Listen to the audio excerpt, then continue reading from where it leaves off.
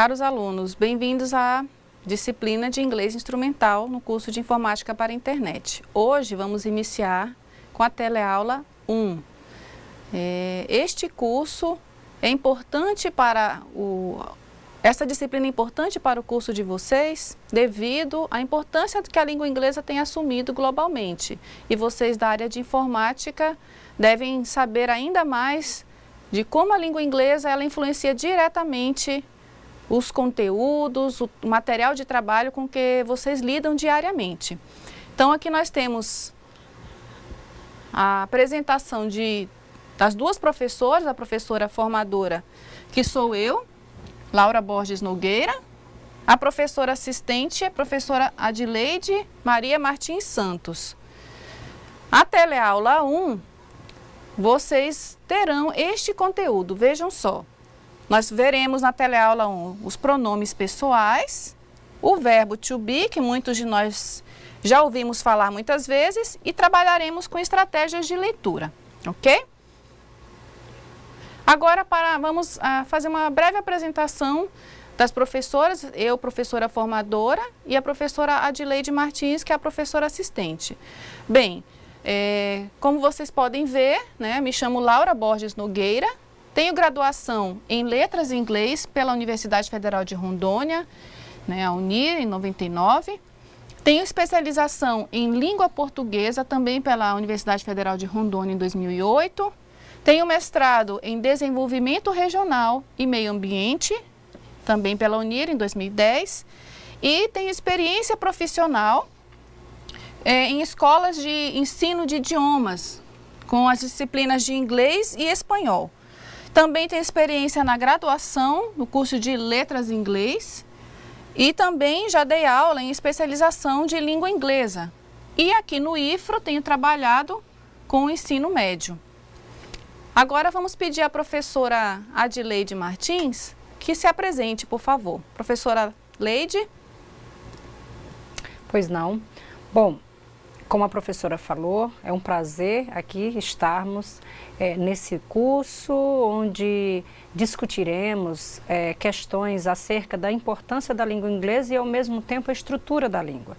Vai ser um imenso prazer estar com vocês novamente, que é a segunda vez que estamos nesse curso técnico para informática. Aqui, como vocês podem acompanhar, meu nome completo, Adileide Maria Martins, a professora Laura já havia mencionado. Eu tenho graduação também, como ela, em Letras em Inglês. Foi na UNI, um pouquinho mais cedo, em 97. Especialização em Língua Inglesa, também pela Universidade Federal. E em Metodologia do Ensino Superior. Tudo pela nossa Universidade Federal. E eu sou mestranda, estou estudando também. Faço mestrado acadêmico em letras, atualmente na UNIR também. Como experiência, sou professora de línguas inglesa e portuguesa em escolas de ensino regular e escolas de idiomas, como também em faculdades. Sejam bem-vindos, caros alunos. Muito bem. É importante que vocês conheçam quais os conteúdos que vocês verão na disciplina de inglês instrumental. Eu gostaria que vocês atentassem, por favor, à ementa. Vejam só, nós dividimos aqui até em cores diferentes para vocês saberem quais os conteúdos de cada aula. Na primeira aula, que é a de hoje, vocês vão ver Reading Strategies, Pronouns, que são os pronomes, no caso os pessoais, e o verbo to be. Na segunda aula, você já vê a cor, né, diferente, nós vamos ver os adjetivos possessivos ou possessive adjectives, articles, que são os artigos, os prefixes and suffixes, que são prefixos e sufixos na língua inglesa. Já na terceira aula, na cor verde, vocês podem ver que nós vamos trabalhar com 3 tempos verbais. O primeiro, simple present, que é o presente simples. O segundo, simple past, que é o passado simples. E o future, que é o futuro. O conteúdo 10, como vocês podem ver aqui, Technical Vocabulary and Connectors, vai ser um conteúdo transversal. Ele vai estar presente em todas as aulas, ou seja, vocês vão ter contato com o vocabulário técnico E com os conectivos, que são importantes na hora de você ler um texto em língua inglesa, para você não confundir. Eles ajudam no significado, eles auxiliam, quando você conhece esses conectivos ou conectores, a compreender melhor o que um texto diz. Muito bem. Vamos repetir então a agenda da aula 1. Vejam só, pronomes, os pronomes pessoais, pronouns, o verbo to be no presente, né? O tempo verbal do verbo é no presente, reading strategies, que são as estratégias de leitura. Quais serão essas que nós veremos? Skimming, scanning, cognates, prediction, palavras repetidas, pistas tipográficas e layout. Vocês vão entender melhor ao passo que a aula for se desenrolando quais são essas estratégias de leitura. Vocês vão compreender cada uma delas e vão ver como essas estratégias são importantes para mesmo quem não tem conhecimento quase nenhum ou nenhum de língua inglesa, entender o significado de um texto, ok? Vamos ver agora um vídeo. Esse vídeo é bem interessante para vocês da área de informática. Vocês vão compreender melhor porque a língua inglesa é importante para a área de vocês. A língua inglesa tem se tornado imprescindível nos dias atuais.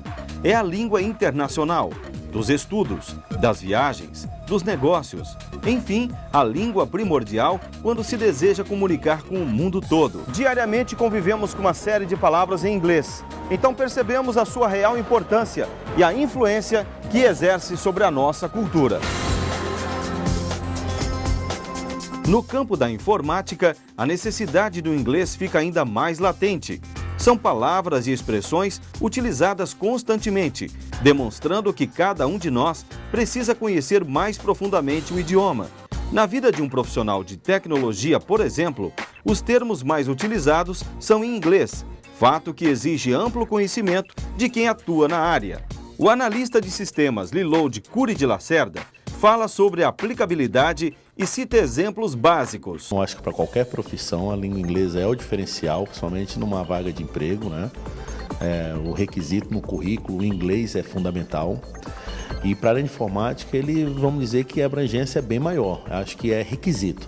Né? É um requisito para você ter um bom aproveitamento no curso ou na sua área, na área de TI.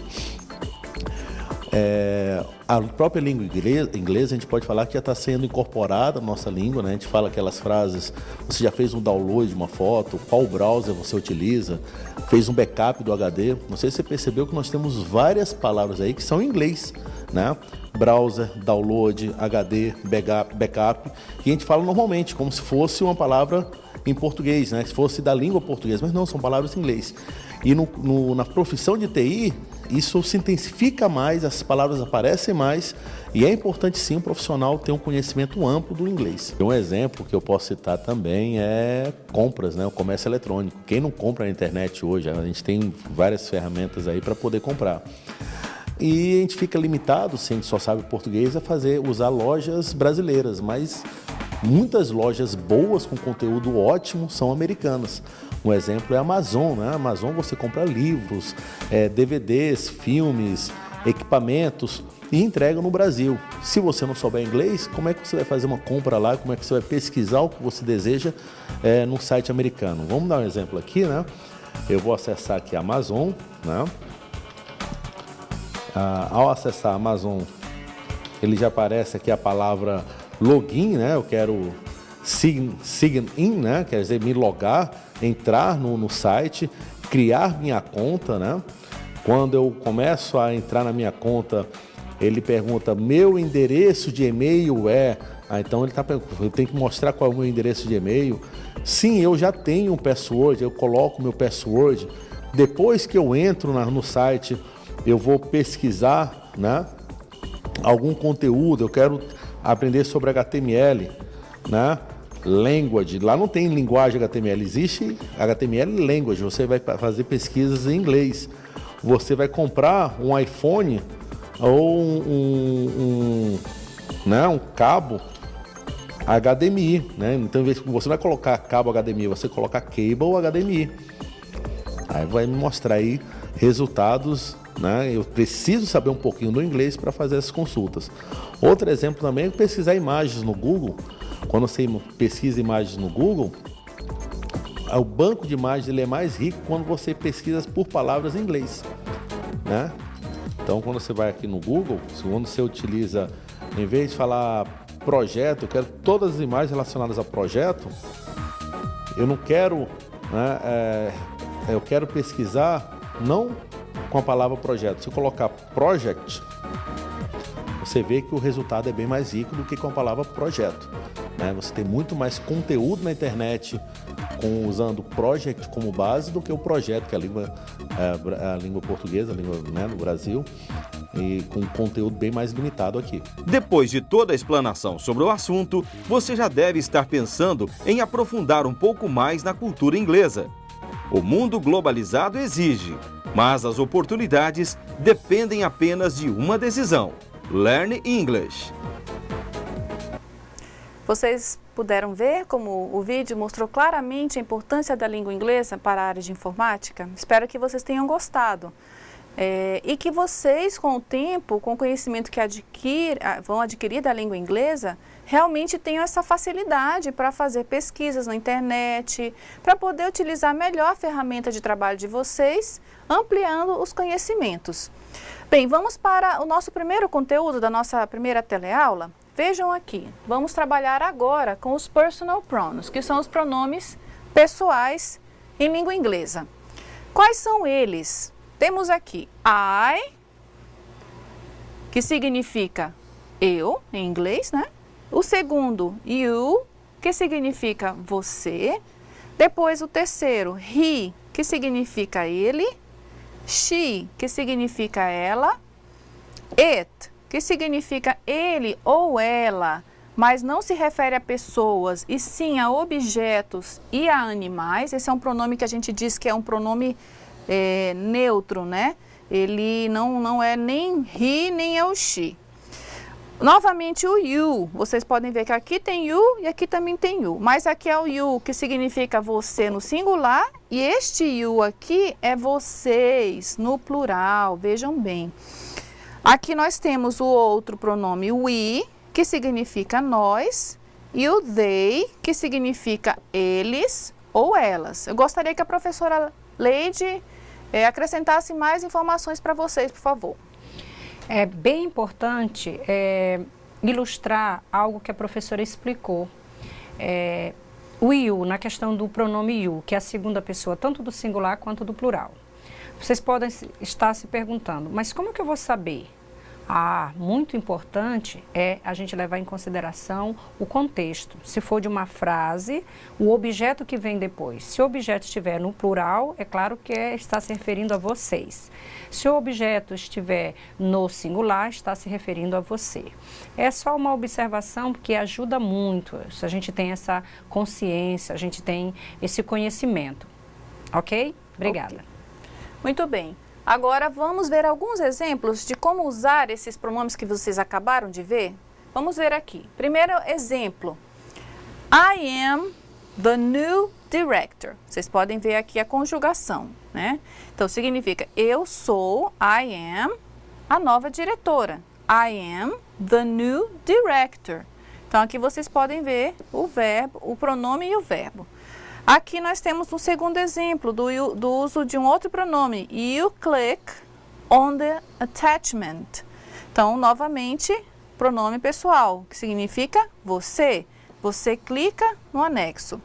Terceiro exemplo.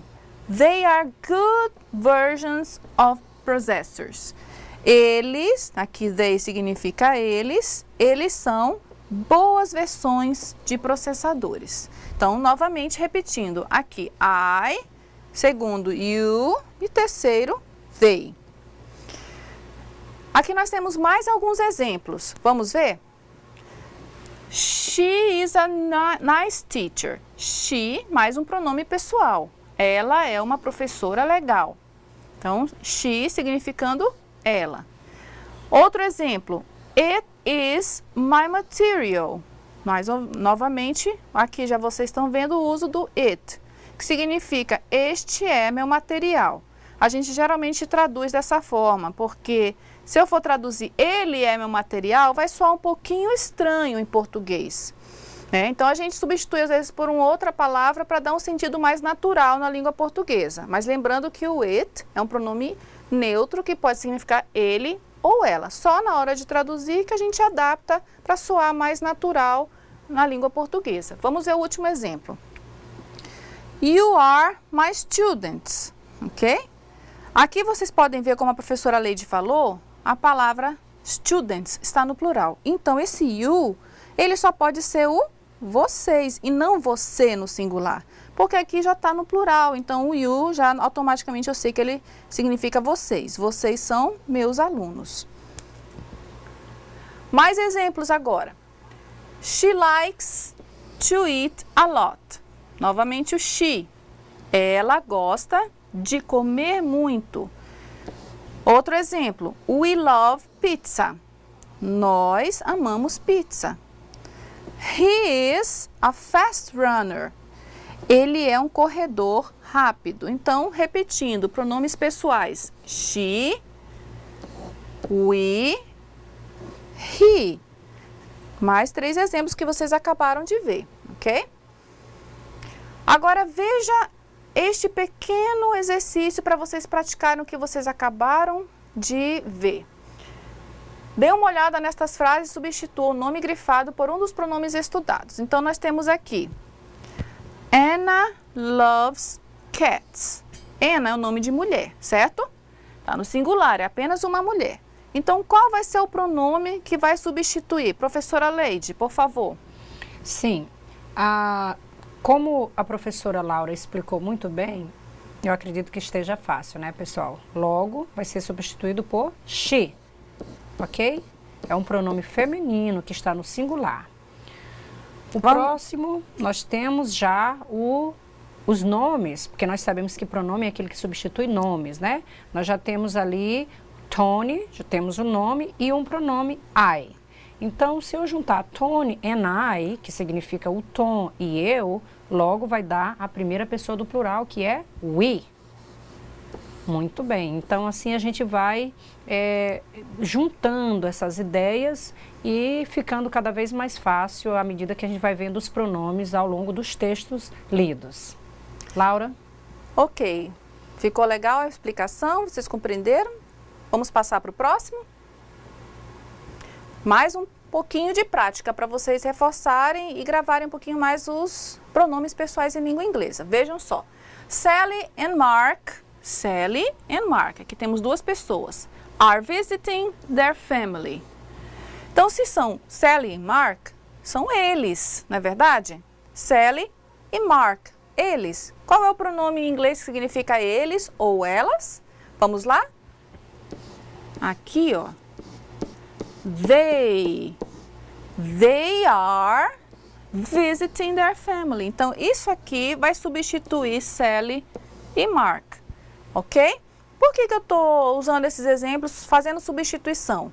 Porque nem sempre a gente precisa repetir todas as vezes o nome das pessoas. Se eu já estou falando do Sally e do Mark num contexto, o Sally e o Mark, a Sally e o Mark vieram lá da cidade deles nos visitar. Aí eu não vou falar Sally e Mark de novo. Eu vou substituir por um pronome. Eles gostam, por exemplo, de viajar. Eles têm vários filhos e assim por diante. Então, os pronomes pessoais nos ajudam a substituir os nomes para a frase, o texto, né, o discurso não ficar repetitivo. Vamos para o segundo exemplo. Carl is my friend. Então, nós temos aqui o nome de um homem, Carl. Professora Leite, qual é a resposta, por favor? Tá fácil demais essa. Carl é um homem, né? A gente logo identifica que se associa ao nome Carlos na nossa língua. Logo vai ser he. He is my friend.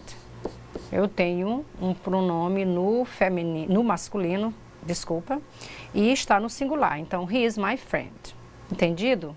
Muito bem. Ele é meu amigo.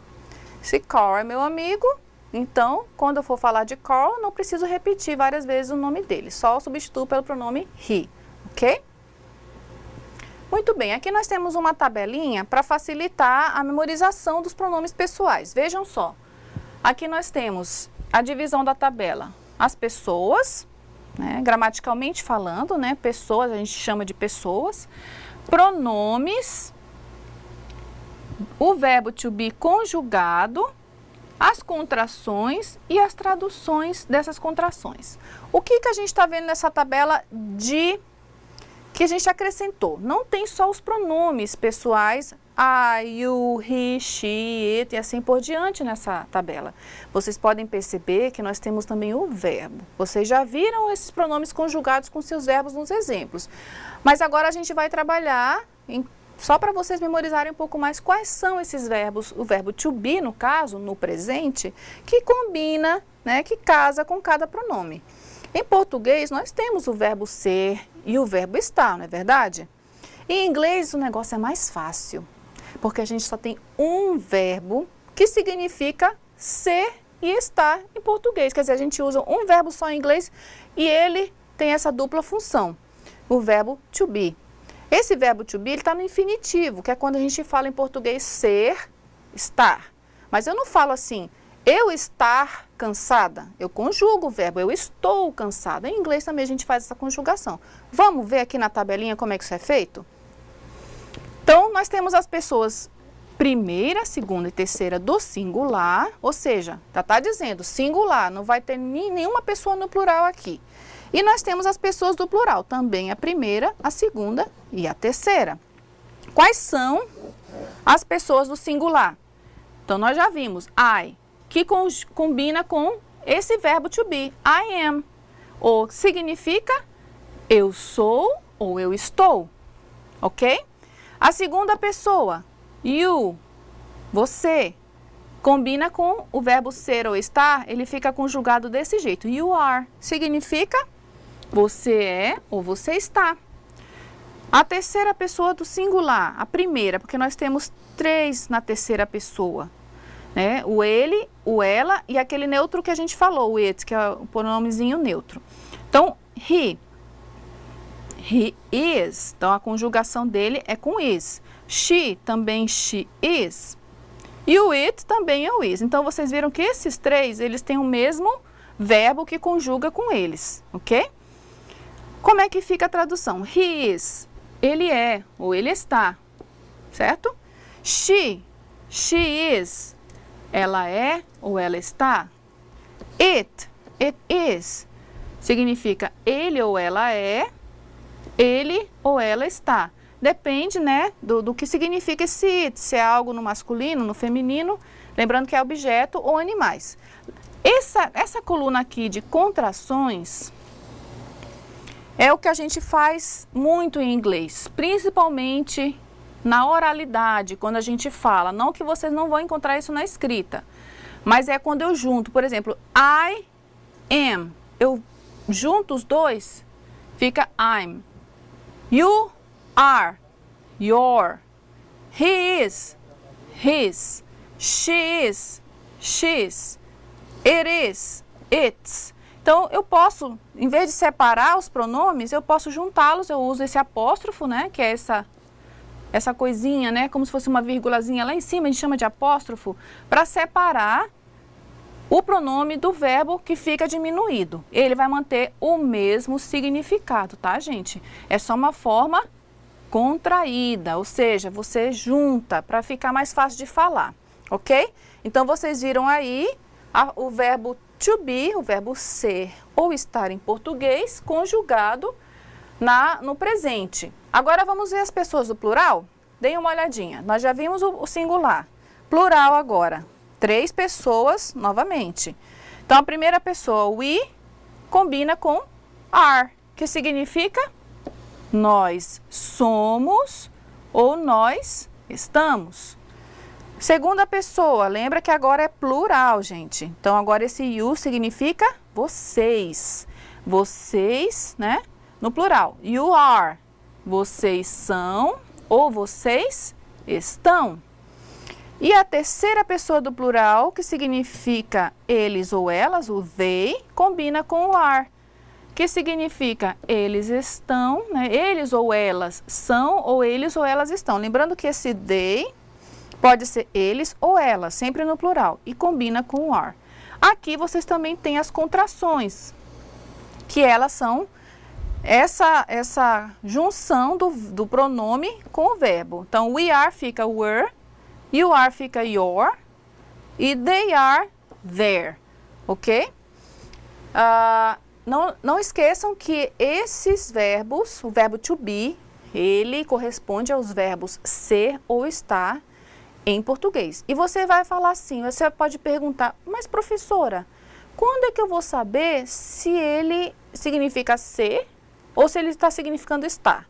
Vou dar só um exemplo. Se eu falar para vocês assim, I am Laura. Aqui, vejam só, aqui ó, I am Laura. Eu estou falando eu sou ou eu estou Laura? Ah, faz sentido eu entender que I am Laura significa eu sou Laura. Então, o contexto, a frase, ela vai indicar quando o verbo to be vai significar ser ou estar, ok? Então, vocês viram aí o verbo to be conjugado no presente na forma afirmativa, ok? Vamos ver agora outra forma. A forma negativa. Eu gostaria, por favor, que a professora Leide explicasse para a gente a forma negativa do verbo to be no presente. Muito simples. No geral, a gente tem que acrescentar somente a partícula de negação not, depois do verbo. Então, como está muito bem explicado nesse quadro, na primeira pessoa você tem I am not. I am not. Na segunda pessoa, você tem you are not. Lembrando que na contração também tem contrações para negativa. You are not, se você preferir falar ou escrever de maneira mais contraída, mais reduzida, você diz you aren't. Lá em cima também, a professora não apontou, mas pode ser I'm not. Você contrai ou o verbo, o pronome com o verbo, ou o verbo com a partícula de negação. Ambas formas são aceitáveis. Como fica na terceira pessoa? Então, já sabemos que a terceira pessoa na língua inglesa é dividida em 3, de acordo com o gênero, né? Então, he para ele, she para ela, e ainda temos o it, que é para objetos e animais. Logo, fica no mesmo esquema, he is not. Ele não é ou ele não está, né? Contraído fica he isn't. Ou poderia até ficar he's not. She is e assim sucessivamente. She is not ou she isn't. It is not ou it isn't. Então, vocês só vão lembrar de colocar esse not depois do verbo. Como fica no plural? Segue a mesma sequência. We are not, que pode ficar we aren't. A segunda pessoa, you are not, que pode ser you aren't. Ou a terceira pessoa, they are not ou they aren't. Percebam a diferença de pronúncia. Se eu disser they are not, eu levo mais tempo do que se eu disser they aren't. Vocês viram? Então é por isso, por essa rapidez, essa urgência de se falar rápido ou escrever rápido, que há essas contrações. Certo, Laura? Certo. Muito obrigada, professora. Ótima explicação. Agora vamos para o verbo to be na forma interrogativa, ou seja, para fazer perguntas. Primeiro vocês viram a forma afirmativa, depois a forma negativa e agora a forma interrogativa. Mas por que forma interrogativa? Em inglês acontece uma pequena alteração quando eu vou fazer uma pergunta com o verbo to be. Vejam só aqui. Então, na primeira pessoa, eu só faço uma inversão, gente. Lembra que era I, na forma afirmativa, I am, certo? Olha como inverti. Fica am, I. Eu só pego o am e jogo para frente do I. E assim consecutivamente com todos os outros pronomes. Então, a segunda pessoa, are you? Terceira pessoa, nós temos aqui, né, os 3 pronomes, is he? Is she? Is it? Agora, as pessoas do plural, vamos lá. Are we? Are you? Are they? Então, a lógica na pergunta, na forma interrogativa, é você inverter.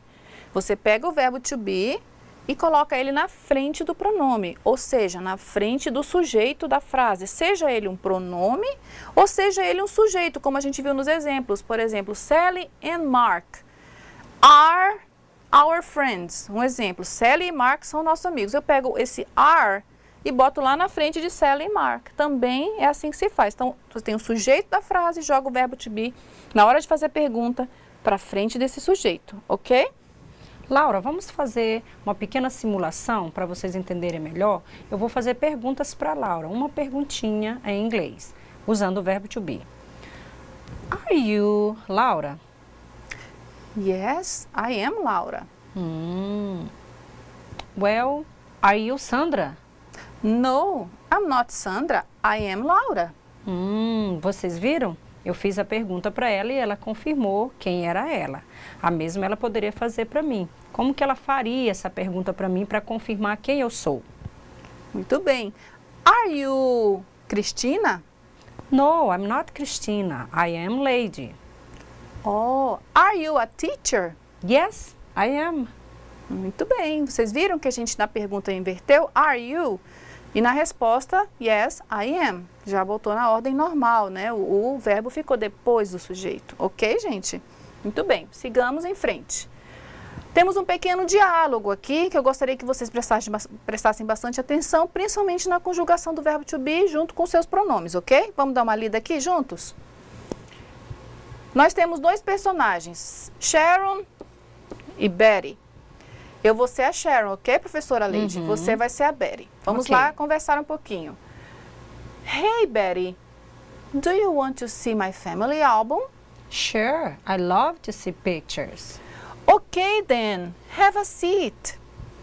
Who is this? This is my Uncle Ben. He lives in Los Angeles, California. Cool. Los Angeles is a wonderful place. Definitely.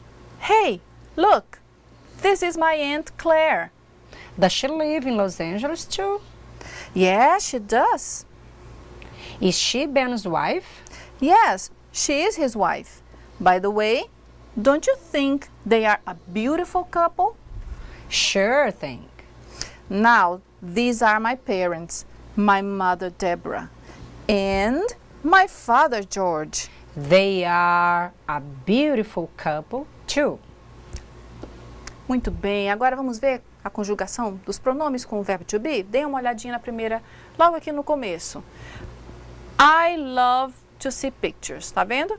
Aqui é vamos ver os pronomes, alguns pronomes. I não está com o verbo to be, mas vamos achá-lo com o verbo to be. Vamos ver que pronomes estão com o verbo to be aqui. Vejam só. Verbo to be aqui. Notaram? O que o verbo to be está fazendo? Ele está referindo-se à cidade de Los Angeles.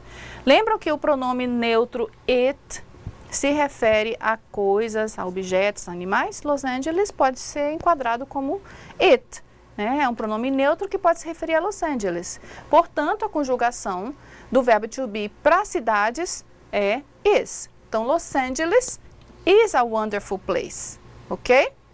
Novamente aqui, is she Ben's wife? Nós temos uma pergunta e nós fizemos a inversão do verbo to be com o pronome, como vocês viram quando a gente faz uma pergunta. Na resposta, aqui novamente, já voltou, né, para depois, o pronome voltou para depois do she, porque é uma forma afirmativa, ok? Aqui nós temos novamente outro pronome com o verbo to be, they are. Então, they combina com a conjugação are, tá na forma, aqui seria uma frase dentro de uma pergunta, porque a pergunta começa aqui. Então, they are a beautiful couple. Eles são um casal lindo, bonito, né? Novamente, aqui, these are my parents. Nós temos o are, por quê? Porque esse pronome demonstrativo significa estas ou estes, né? Tá falando dos meus pais, então eles, ou these, estes, né? Mostrando a foto, are, o verbo conjugando com o plural. Ok? E por último, aqui embaixo, nós temos they are a beautiful couple too. Novamente, né? Igual essa frase aqui. Eles são um lindo um lindo casal. Também. Vocês perceberam que vocês acham aí um pequeno texto, vocês já conseguem identificar vários pronomes com seus verbos correspondentes. O verbo to be, tanto na forma negativa como na forma interrogativa e afirmativa, ok? Sigamos em frente. Vamos ver alguns exemplos para vocês terem, né, um pouquinho mais essa compreensão mais ampla do verbo to be no contexto. Are you hungry? Olha só, are you, né, inversão. Yes, I'm hungry, aqui contraído. Are you thirsty too? No, I'm not, a forma negativa, contraída. Aqui, how about your sister? Is she hungry too? No, she isn't. Então, a forma negativa e a forma interrogativa. She isn't hungry, but she's thirsty. Aqui, a forma contraída, afirmativa. Am I tall? Eu sou alto, tá? Tá invertido porque é pergunta. No, you aren't tall. Aqui é a forma negativa. Você não é alto. What about Bob and Mark? E Bob e Mark? Eles são altos? Are they tall? A inversão por causa da pergunta. Sim, eles são. They are. Né? A forma afirmativa. Ok? Vamos em frente. Agora vamos aprender um pouco mais sobre as estratégias de leitura. Nós já fizemos uma breve introdução lá no comecinho, falando quais eram as estratégias que vocês vão ver. Vamos ver quais são, então, uma por uma, e aprender também por que as estratégias de leitura são importantes para vocês na leitura de textos. Professora Leide, por favor, pode explicar a importância das estratégias de leitura? Com certeza. Bom, aí vocês podem ver que elas ajudam a ler e interpretar um texto sem a necessidade de utilização de dicionários ou ferramentas de tradução. É muito comum que pensemos, as pessoas que não têm um conhecimento dessas estratégias, pensem que para interpretar um texto ele vai fazer uma tradução. Não, não é fazer uma tradução, é interpretar. E para que a gente interprete sem ficar ligado a fazer uma tradução literalmente, vamos às estratégias que existem para isso, para facilitar a nossa vida quando a gente se deparar com um texto na língua inglesa. Laura. Vamos então à primeira estratégia de leitura, que é palavras repetidas. O que são as palavras repetidas? Elas aparecem várias vezes no texto, gente. Então, se elas aparecem muitas vezes no texto, é porque elas têm um valor muito importante para entender, para compreender o que o texto quer dizer, não é verdade? Então, se um autor repete muitas vezes essa palavra, ele não está fazendo isso em vão. Vamos ver outra estratégia, pistas tipográficas. O que são elas? São números, quando você vê algo em negrito ou em itálico, símbolos, letras maiúsculas, divisão em parágrafos, isso também é uma pista tipográfica, títulos, subtítulos, certo? Gráficos, fotografias, tabelas, todas essas são pistas que podem te ajudar a ir mais direto na compreensão do texto. Você, olha, tem um gráfico aqui, já te facilita visualmente a entender o que significa aquele texto, o que ele está tratando, qual é o assunto principal, ok? Agora a questão do conhecimento prévio. O que é o conhecimento prévio? Conhecimento prévio é aquele conhecimento, experiências de vida que você adquire ao longo do tempo, da tua profissão, de leitura, de conversas com amigos, de tudo que você tem, essa bagagem que você tem que vai te auxiliar a entender um texto. Então vejamos aqui a definição. Então todo conhecimento, seja ele cultural, gramatical, lexical, semântico e experiência de vida que você como leitor dispõe para ajudar na sua leitura de texto. Então digamos que você já conversou muito com algumas pessoas sobre animais marinhos, um exemplo. E aí, de repente, você se depara com um texto falando sobre animais marinhos. Você vai ter provavelmente mais facilidade de entender aquele texto do que uma pessoa que nunca ouviu falar de animais marinhos. Então, o teu conhecimento prévio vai ajudar, com certeza, na compreensão desse texto com mais facilidade, ok? Próxima. O layout. O que é o layout? Veja só, indica o tipo de material que nós temos para ler. Seja ele texto, quadro, fotografia, isso é o layout de um texto, ok? Ele dá pistas para a identificação do gênero textual. O que é um gênero textual? Ele vem, ou é uma receita, ou é um conto, uma poesia, uma bula de remédio, uma carta, etc. Esses são diferentes tipos de gêneros textuais. Um romance. Então, o teu conhecimento prévio e a compreensão do layout vão te dar uma dica sobre o que o texto, né, quer dizer. Estou vendo lá num livro de receita, eu pego uma receita, ela puxa na internet em inglês. O formato da receita não é diferente, na maioria das vezes, de um formato de bula de remédio. Então, esse formato, esse layout já te dá uma pista sobre o assunto do texto, ok? Prediction, ou previsão, né? Como é que acontece a previsão? Vamos ver? Você formula hipóteses sobre o assunto a ser abordado, né? Essas hipóteses levantadas poderão ser confirmadas, abandonadas ou reformuladas. Então, você vê, como eu falei, um poema. E aí, você vê, digamos que você está vendo uma receita, né? O formato de uma receita, mas o poeta, ele usou de criatividade e fez um poema no formato de uma receita. Você tinha uma hipótese, mas aí quando você vai entender melhor, você vê que é um poema e não uma receita. Então, você vai abandonar aquela sua hipótese, mas se for realmente uma receita, você vai confirmar aquela hipótese que você levantou, ou como a gente chama, prediction, você previu e confirmou ou abandonou, ok? Antes de ler um texto, o que você tem que responder? O que o título lhe sugere? Isso ajuda você a compreender. De onde você acha que esse texto foi retirado? Isso ajuda também a já ter uma ideia do texto. Você acha que esse texto é informativo, correspondência, é literário, é acadêmico, técnico ou jornalístico? Esse tipo de questionamento te ajuda a compreender melhor, a ter uma ideia do que o texto trata. Outra habilidade de leitura ou técnica, skimming. Professora Leide, por favor. Essa habilidade ou técnica, como a professora Laura falou, nesse momento o aluno, o leitor, tem que se utilizar dessas estratégias, tem que ser esperto. A gente tem que ser esperto no momento de ler uma língua e não só traduzi-lo, ler um texto numa língua estrangeira, não só traduzi-lo, como já foi dito. Então, por exemplo, a gente decide que tipo de leitura se quer fazer naquele texto. Se for um concurso, conforme o enunciado, se for uma prova, conforme o enunciado. Você quer ter uma ideia geral daquele texto ou você quer ter uma informação específica? Bom, se você quer ter uma ideia geral do texto, do que se trata o texto, você vai ter uma leitura do tipo skimming, que, como diz aí, é passar os olhos sobre o texto para se ter uma ideia geral do que se trata.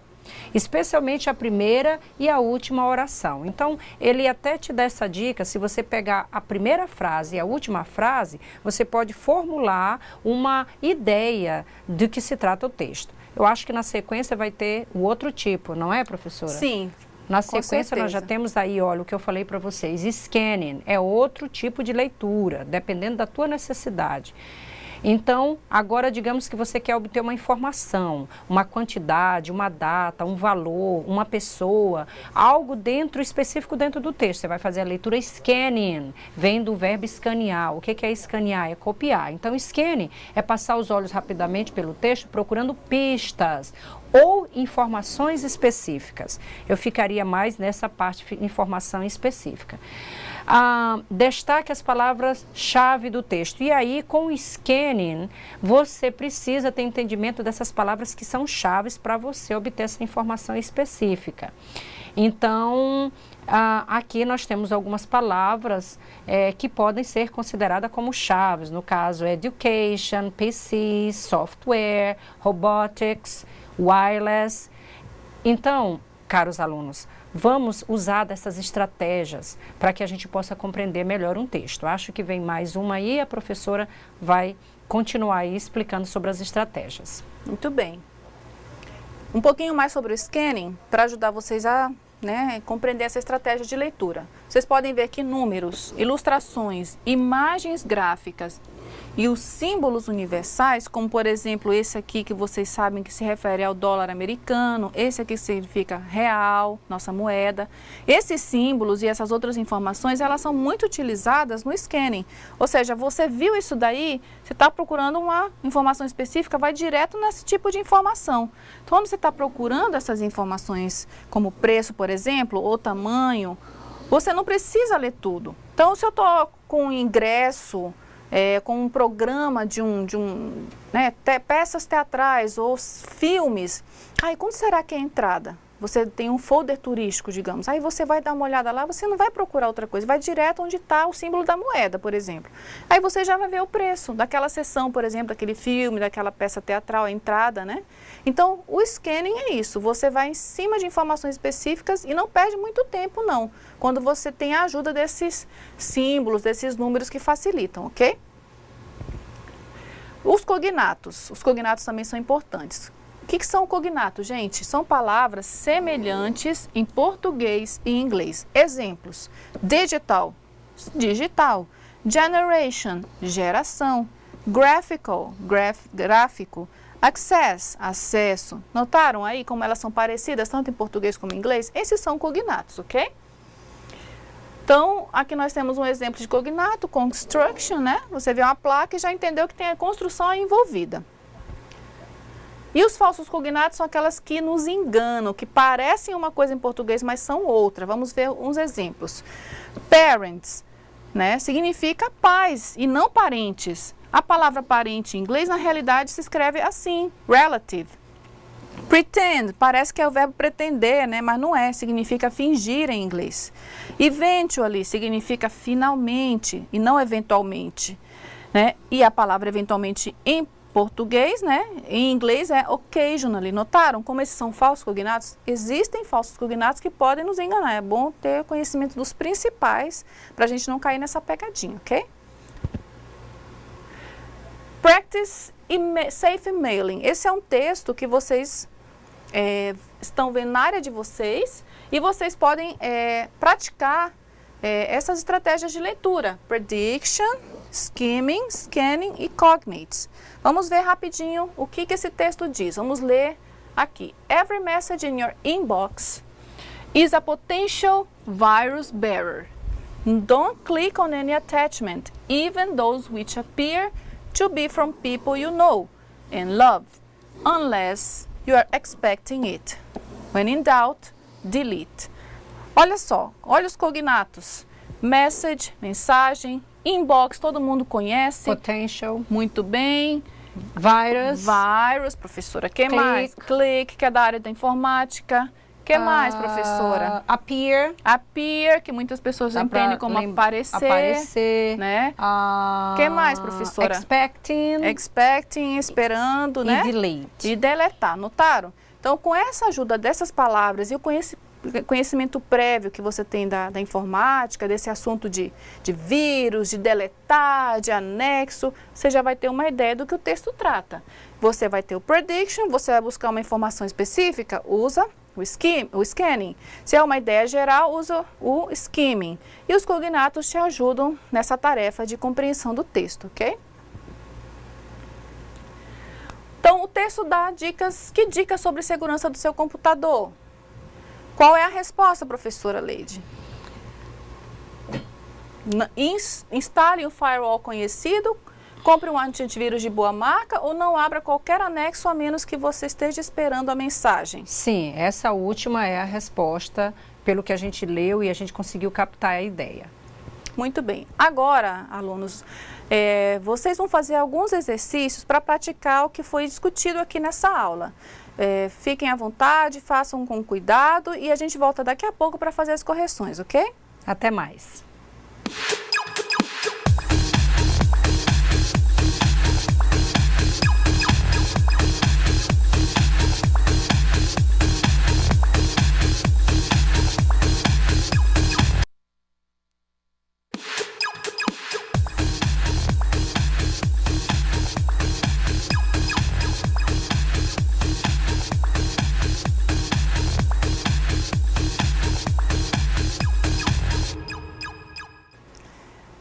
Exercícios prontos, caros alunos? Vamos corrigir então? Vamos lá?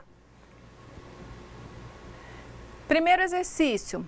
Reescreva as frases abaixo nas formas negativa e interrogativa usando o verbo to be, ok? Então, a primeira frase é: a program is a sequence of instructions.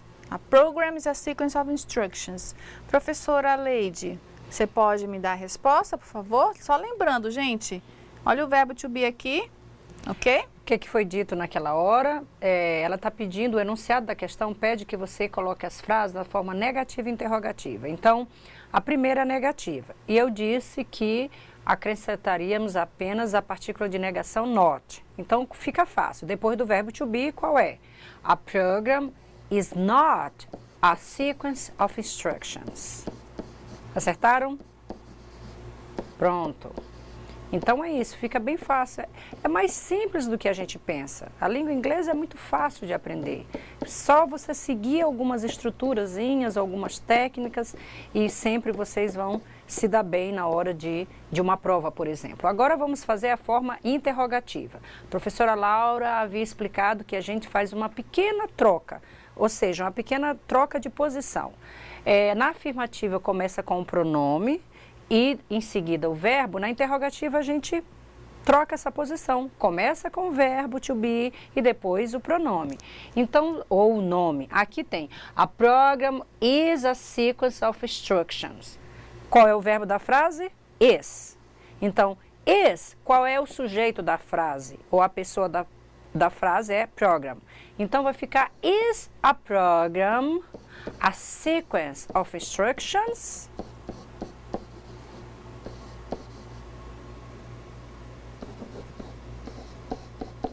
Is a program a sequence of instructions? Não esquecendo de pôr o verbo, o question mark, que é o ponto de interrogação, né? Muito bem. Então, vocês viram aí, a primeira forma ponto negativa. Ponto de interrogação, isso. A gente não vai esquecer, ponto de né, interrogação professora? Aqui. E nós temos a forma interrogativa da frase, ok? Tá. Acertaram? Vamos para a letra B? Como fica? Vamos ler na afirmativa. An algorithm is a procedure for solving a problem. Então, um algoritmo é um procedimento para resolver um problema. Vamos negar isso? Cadê a negativa? A partícula de negação a gente vai fazer a primeira. Então, o verbo é is. Né? Então, como é que a gente faz? Sempre depois do verbo, a gente acrescenta o not. An algorithm is not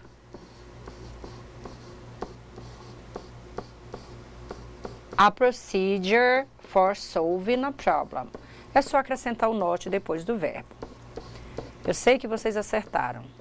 E como ficou a interrogativa dessa frase, né? Ela ficou bem parecida, porque o verbo é o mesmo, né? A gente não variou aí nessas frases. O verbo é o is. Então, a mesma coisa. Is an algorithm a procedure for solving a problem? A sequência é a mesma, gente. Uma vez sabendo dessa regrinha de que troca, qual é a posição da palavra, o que a gente altera, você vai ficar fácil para todas as outras frases das outras pessoas. Temos mais exercício, Laura? Sim, nós temos. Vamos ver o próximo exercício. Temos agora mais algumas frases para novamente elas serem colocadas na forma interrogativa, na forma negativa e em seguida na forma negativa. Vamos fazer a letra C. Flowcharts are useful in designing computer programs. Então, primeiro a forma negativa. Flowcharts are. Vejam só, aqui é o sujeito e esse aqui é o verbo to be. Lembra que é depois do verbo to be que a gente coloca o not? Então, a frase fica, para fazer a forma negativa, flowcharts are. Aí, lembram da partícula da negação? Not. E segue a frase, né, professora? Muito bem. Are not, e aí continua a frase, ok? Só coloca o not aqui nessa posição. Essa é a forma negativa. A forma interrogativa. Novamente, a gente descobre onde está o verbo to be e ele vai lá para frente do sujeito da frase. Como é que fica a frase? Are flowcharts useful? E assim continua a frase até o final com um pontinho de interrogação quando você terminar de escrever a frase. Bem simples, não é, gente? Então é bem tranquilo a forma interrogativa, a forma negativa do verbo to be em inglês. Próximo exemplo. Martha and Gloria are operating Windows System. Martha e Glória estão operando o sistema Windows. Então, aqui nós temos, né, identificado o verbo to be.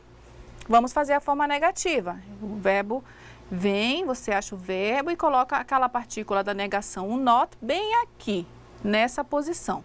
Então, fica Martha and Gloria. E aí nós temos um sujeito composto, certo? Que é Marta e Glória. Então, elas, né? Are. E aí a gente coloca o not depois do are. E continua a frase Operating Windows System.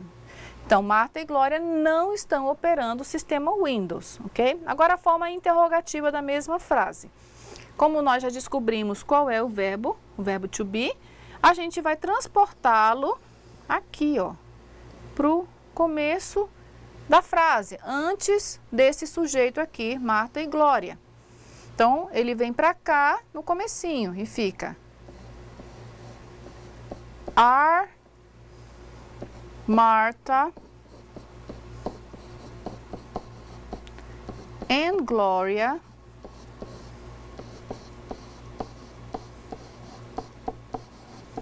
operating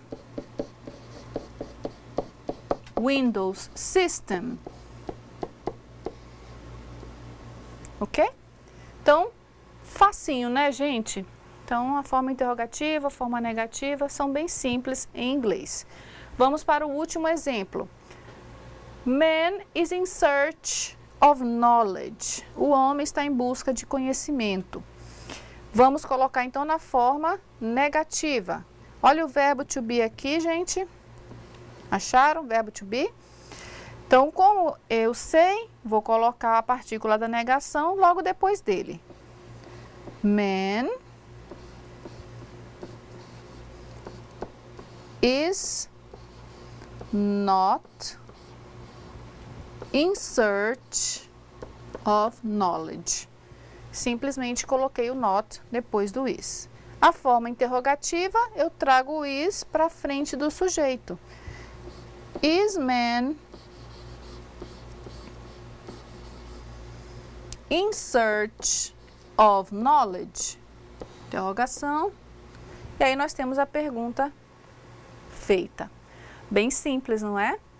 Tranquilo para fazer a forma interrogativa e a forma negativa. Vamos continuar com os nossos exercícios? Substitua as palavras grifadas por pronomes pessoais. Vamos ver então como é que a gente faz a substituição? Primeiro exemplo, professora Leide, por favor, faça para nós. O nome na frase está grifado, ok? Então fica mais fácil para a substituição.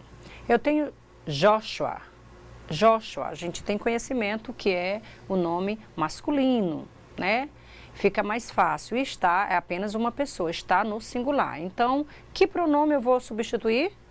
Todo mundo acertou. He. Ah, muito bem. He lives in New York. Pronto, só substituição do nome por um pronome adequado, ok? A próxima frase, nós temos London has beautiful sights.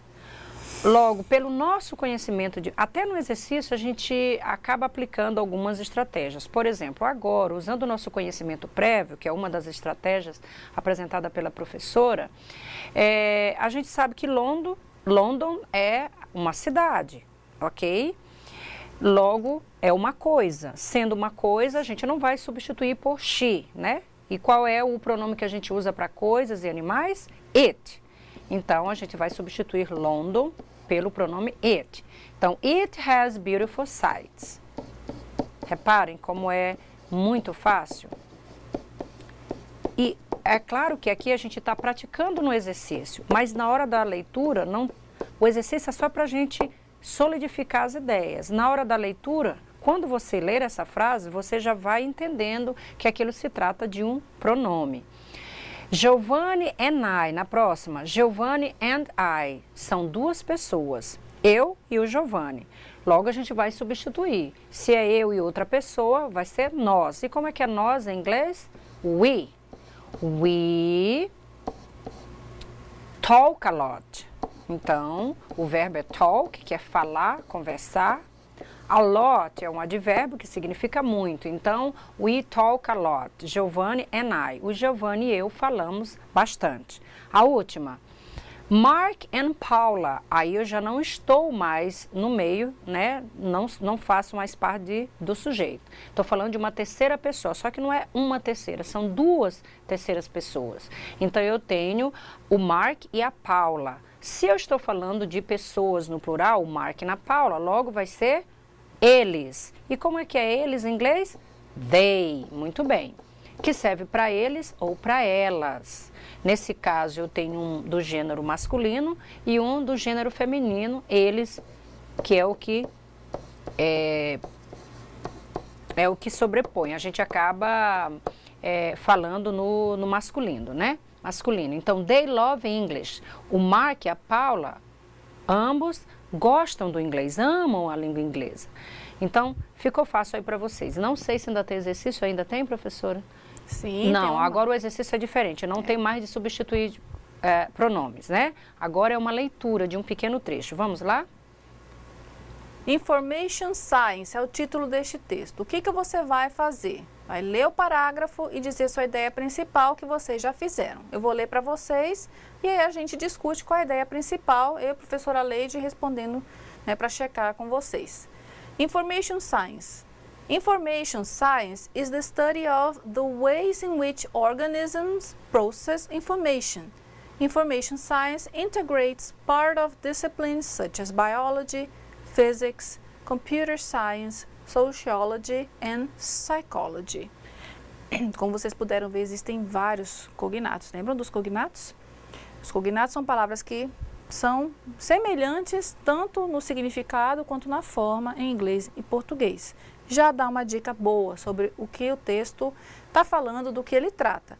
Quando a gente fala Information Science, vocês já conseguem perceber que a gente está falando de ciência da informação, ok? Information Science. O título já te dá uma dica sobre o tema do texto. Professora Leide, o que a senhora conseguiu entender do texto? Acredito, Laura, que para os alunos, se eles atentaram para as estratégias aqui, dá para ver claramente que o texto trata da definição dessa ciência. Na verdade, ciência da informação. Quando ele diz, ele começa ali definindo no início do texto, Information Science is the study, e aí a gente vai lá no início da aula, lembra que foi falar, para que serve o verbo to be? Ele é usado na língua portuguesa quando a gente quer saber como ele serve como ser ou estar. Então aqui, vocês acham que o verbo to be está traduzido como ser ou como estar? Eu vou ler, Information Science, está o estudo ou é o estudo? Com certeza vocês já viram que é o estudo. Então é a definição dessa ciência. Logo, o texto trata... uma outra dica. No segundo parágrafo, ele diz, continua, Information Science integrates. Mais um verbo que determina, que define o que significa, porque repete o sujeito, que é a ciência da informação, e diz mais uma ação, mais uma função dessa ciência, que é integrar partes de disciplinas, de outras disciplinas, como biologia, física, psicologia, sociologia, etc. Então, esse texto está apenas o quê? Definindo essa ciência. Essa que é a ideia geral. E aí você buscou que tipo de leitura? Skimming. Lembram que skimming é quando a gente quer a ideia geral de um texto? Eu acho que é isso. Vocês conseguiram, né? É isso, professora? Sim, muito bem, exatamente. Então, nós temos Qual é a ideia principal desse texto? Como a professora Leide falou, a ideia principal é a definição, o que é a ciência da informação. Então, vocês puderam ver que é uma ciência que integra várias disciplinas. Disciplinas como biologia, física, ciência da computação, sociologia e psicologia. Você lida com organismos que processam informação. Então, vamos colocar aqui, basicamente, a ideia principal do texto é a definição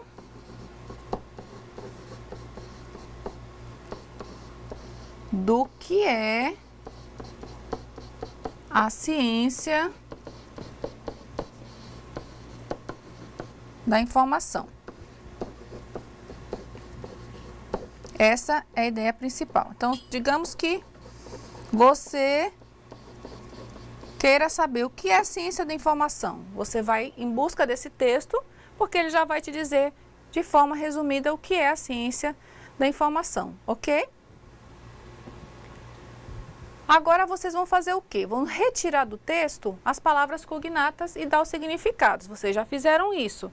Vamos voltar lá no texto e ver quais são essas palavras cognatas, que nós já vimos alguns exemplos? Vamos lá. Information é uma delas. Deixa eu até pegar aqui outra cor para ressaltar. Information é uma palavra cognata. Ela aparece com a palavra informação em português e realmente é informação. Ciência também é um cognato, ok? Nós temos novamente information e science, que temos a palavra study, que se parece a palavra estudo, ok? Organisms, que parece com organismos e é um cognato. Process, pode ser tanto processo como processar, tá correto? Novamente, information, informação, né? Ela se repete. Lembram das palavras repetidas que a gente falou como estratégia de leitura? Então, vocês estão vendo as palavras repetidas e que são, por coincidência, cognatos, então fica muito fácil entender o texto, né? Outro cognato, integrates, que significa integrar, part, que realmente significa parte, disciplines, que também significa disciplinas. E aí nós temos biology, biologia, physics, física, computer science, computer é computador, science, ciência, então ciência da computação, ou do computador, né? A gente conhece por ciência da computação. Sociology, sociologia e psychology, psicologia. Professora Leide?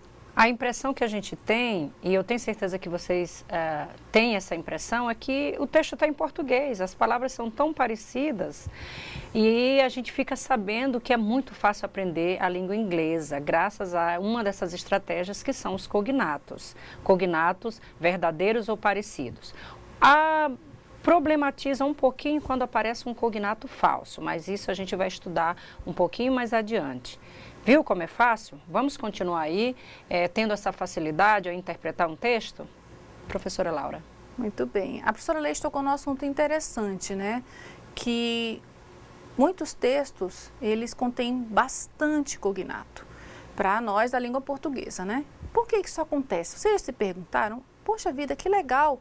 Fica fácil de ler um texto, entender tantos cognatos, né? Nem sempre isso acontece, obviamente. Mas por que isso acontece muito em certos tipos de texto? Quais são esses tipos de texto que tem tanto cognato?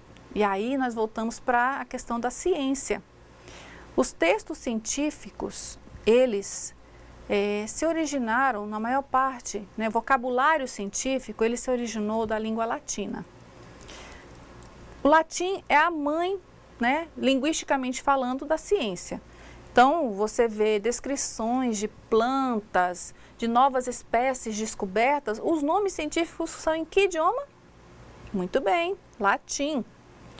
E é justamente por isso, porque o latim é a mãe linguística da ciência, é que quando a gente se depara com textos científicos como esse que vocês acabaram de ver, que a gente encontra vários cognatos. É que quando a gente fala da ciência, da biologia, a gente entende que em inglês biology é biologia. Quando a gente vê geography, é geografia. theology, teologia, tudo são, né, todas estas são ciências e os nomes são parecidos com o português, justamente por causa da influência do latim, né? Mesmo que a gente saiba que a colonização nos países de língua inglesa foi diferente, mas se vocês estudarem um pouquinho sobre a história da língua inglesa, vocês vão perceber que Roma, né, onde se falava o latim antigamente, ela conquistou também a Inglaterra por um certo período, que é a Grã-Bretanha, né? Conquistou e influenciou principalmente o vocabulário da nobreza, o vocabulário culto e daí o vocabulário da ciência. E é por isso que nós temos essa facilidade, né, em compreender textos científicos por causa disso, por causa do latim. E o português veio do latim, então as coisas ficam bem mais tranquilas para a gente nesse aspecto, ok?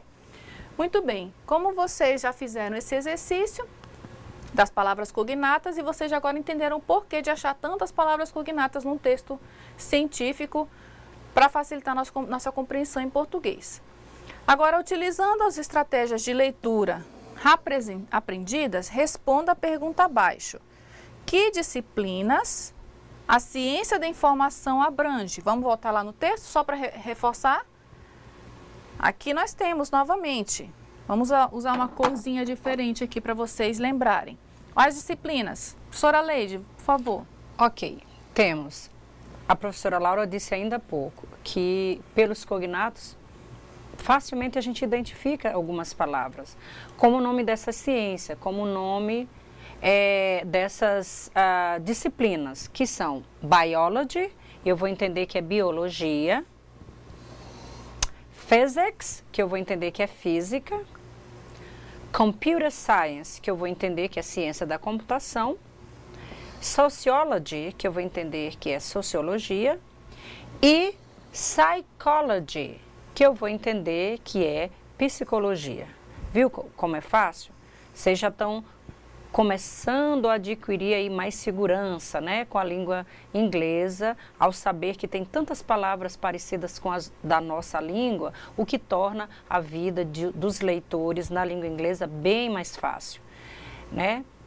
É isso aí, gente. Vamos continuar aí aprendendo. Acho que ainda tem mais um pouco de exercício. Esse foi o último, mas vamos escrever aqui Vamos. Quais são essas disciplinas, só para reforçar. Lembra? Biology,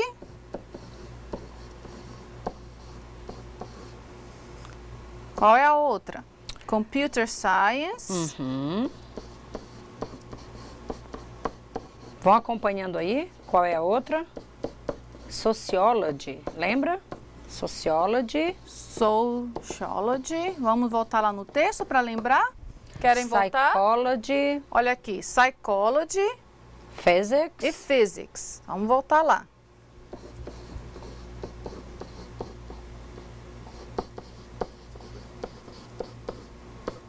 Physics. Ok? E vocês vão ver depois muitos outros nomes, né, de disciplinas ou ciências, né, disciplinas consideradas científicas que são muito parecidas com os termos em português. Isso ajuda muito a compreender. Espero que vocês tenham gostado dos exercícios, que eles tenham ajudado vocês a compreender melhor o conteúdo da nossa aula, lembrando das estratégias de leitura que vocês aprenderam hoje, né? Skimming, que ajuda você a ter uma ideia geral do texto, o scanning, que é quando você quer uma informação específica, e aí lembrando que números, gráficos, símbolos, principalmente aqueles símbolos universais que são usados em todos os países, né? Quando a gente vê aquela cadeirinha representando o cadeirante, professora Leide, todo mundo entende qualquer lugar do mundo, que está falando de acessibilidade, então é um símbolo universal. Um gráfico, né, que tem números, nomes de países, ele é muito mais, ajuda muito, é uma ajuda muito grande para compreender um texto, porque ele faz você visualizar a informação de uma forma rápida e direta. Então você pode utilizar todas essas estratégias, lembrando que é importante, quando a gente se depara com um texto numa língua estrangeira, no caso aqui da nossa disciplina língua inglesa, a gente não se desesperar. Gente, pelo amor de Deus, um texto, não estou entendendo nada. A primeira reação das pessoas é essa. Mas não façam isso. Vocês agora já têm ferramentas, já começaram a aprender ferramentas que vão ajudar vocês a entender que não é complicado. você ler um texto e compreender, ainda mais vocês que estão na área da informática, que vocês já com certeza lidam no dia a dia com vocabulário extenso para trabalhar e que tem, né, que são palavras em língua inglesa que vocês já usam às vezes automaticamente sem pensar nem no significado, mas estão usando de forma correta. Então é só agora parar e pensar um pouquinho, né? Como essa palavra delete, deletar, pode ser usada em outros contextos, por exemplo. Não é só no computador lá naquela teclinha lá, delete, né? Você pode também usar em outros contextos que tem a ver com o significado, deletar. Então você já para pensar na amplitude do significado, da semântica, né? A gente fala semantic field em inglês, o campo semântico daquela palavra. Ela envolve o quê? Só a computação? Que outras áreas, né, podem ser afetadas pelo significado dessa palavra. Como é que eu posso pegar um texto e compreender o que ele diz usando meu conhecimento prévio, entendendo qual é o layout dele? O layout já vai me dar essas dicas, né? Prestando atenção às pistas tipográficas. Ah, essa informação aqui está em negrito. É porque tem alguma coisa importante ali, não é verdade? Quando está em itálico, também está sendo, o autor está ressaltando aquela informação. É porque ele quer que você preste atenção àquilo. Está sublinhado, né? Você também vai direto com o olho ali. Ah, e essas palavras, né? Palavras, quando a gente fala de palavras repetidas, a gente não fala de qualquer palavra, obviamente. A gente fala de palavras significativas, como verbos, substantivos, adjetivos, que aparecem muito no texto. O autor não está colocando essa palavra em vão ali, não está repetindo em vão. Tem um objetivo, que é puxar para o tema ou para a ideia central do texto. Então, essas ajudas que vocês, essas ferramentas que vocês adquiriram hoje, que vocês aprenderam hoje, vão ajudar vocês futuramente, né, a compreender mais texto em língua inglesa e ao passar, né, da disciplina, dessa disciplina de língua inglesa, com as próximas aulas, vocês vão aprender outras ferramentas que vão auxiliar ainda mais. Espero que vocês tenham gostado e tenham aprendido bastante com esta primeira teleaula e com os exercícios que foram apresentados. Muito obrigada pela atenção.